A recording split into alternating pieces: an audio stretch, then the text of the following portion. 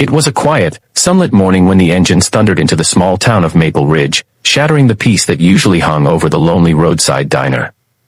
The rumble grew louder until the windows trembled, and every head turned as a group of bikers pulled into the gravel lot, their black leather jackets reflecting the sharp light.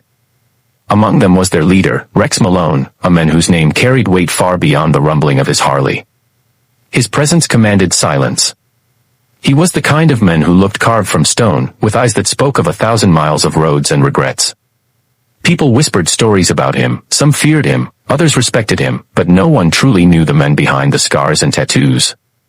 If you believe that kindness can come from the most unexpected hearts, that everyone deserves a second chance, then please take a moment to like, comment, share, and subscribe to where real stories of compassion come alive. Inside the diner, the clinking of coffee cups faded as the bikers took their seats. The waitress, her name tag read Mara, moved quietly between tables, her smile polite but weary. She was young, maybe 30, with tired eyes that held the weight of too many sleepless nights. When she leaned forward to pour coffee, Rex noticed something beneath her attempt at cheer, a faint bruise near her jawline, half covered by foundation, the kind that no makeup could fully hide. It wasn't the first time he'd seen something like that. It stirred memories of his past, the kind of past that still haunted him when the nights grew too long. Mara worked in silence, keeping her eyes down. Her hands trembled slightly as she placed a plate before him. Rex's gaze lingered not with anger, but with concern. He didn't say a word, but inside, something shifted, a quiet fury mixed with an ache he hadn't felt in years. He saw himself in her fear. Years ago, he'd lost someone he loved to the same kind of pain, the kind no one spoke about, the kind hidden behind closed doors. That memory had been buried under layers of roughness, but now, standing before this bruised waitress, it clawed its way back to the surface. Outside, the sky turned gray, and the wind began to pick up dust from the lot. The other bikers laughed among themselves, but Rex wasn't listening. He watched as Mara slipped into the back kitchen, her shoulders slumped. He followed her with his eyes, noticing how she flinched when the manager barked an order from across the counter. The man was thick-set, with a mean look and eyes that burned with quiet cruelty. And in that moment, everything became clear to Rex. Hours later, when the lunch crowd thinned, Rex lingered alone at the counter, pretending to sip the last of his coffee. He watched the manager walk past Mara, bumping her shoulder hard enough to make her spill. She whispered an apology, but the man's response was sharp, venomous. Rex's jaw tightened.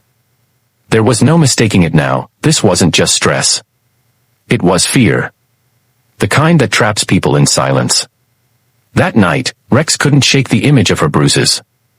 He sat in his garage, the neon light flickering across rows of bikes, lost in thought. His brothers from the club came by, joking and loud, but he barely heard them. He kept thinking about how life had once given him a chance to help someone, and how he'd failed. He'd promised himself never again. The next morning, he made up his mind. When the sun rose, Mara came into work early, her hair tied back neatly, trying once more to hide the mark on her cheek. She was surprised to see the bikers' motorcycles already lined up outside, their chrome catching the morning light. Rex sat at the counter, waiting. When she approached, he asked softly if she was okay. She nodded quickly, too quickly, her smile trembling. But then, before she could turn away, he spoke again, not in anger, not in pity, but with a quiet firmness that told her he saw what others ignored. And in that silence, she broke. Tears welled up, spilling before she could stop them. The manager stormed out from the back, ready to shout, but Rex stood. The room fell still. The bikers behind him straightened, their presence heavy and solid. The manager's tone faltered as Rex walked toward him, not fast, but with a calm that made the man's arrogance crumble. Rex didn't raise his voice. He simply told the man that hurting someone weaker didn't make him powerful, it made him pitiful. The manager tried to protest, but one look at the dozen bikers behind Rex made him stop. He stormed out, cursing under his breath, his pride shattered as the door swung shut behind him.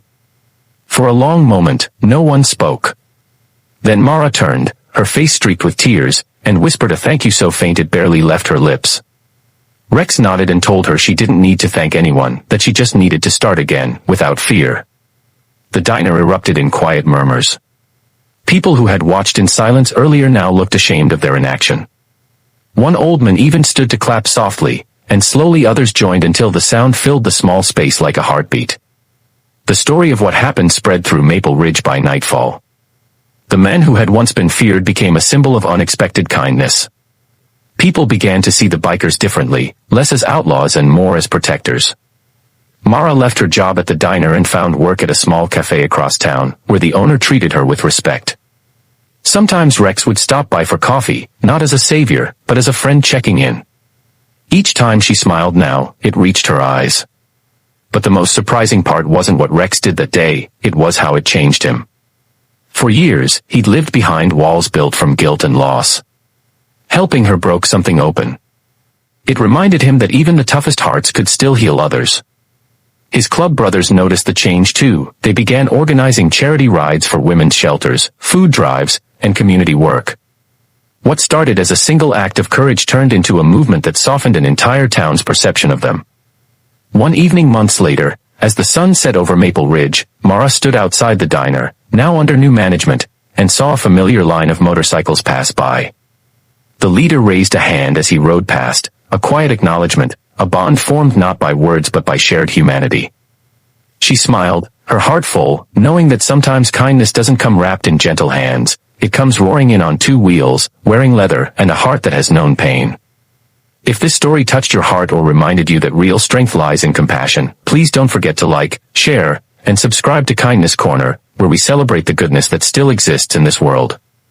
Before you go, comment below, do you believe even the toughest people can have the softest hearts? And as the last light faded behind the mountains, Maple Ridge remembered that day, not for the roar of engines, but for the silence that followed, when kindness finally spoke louder than fear.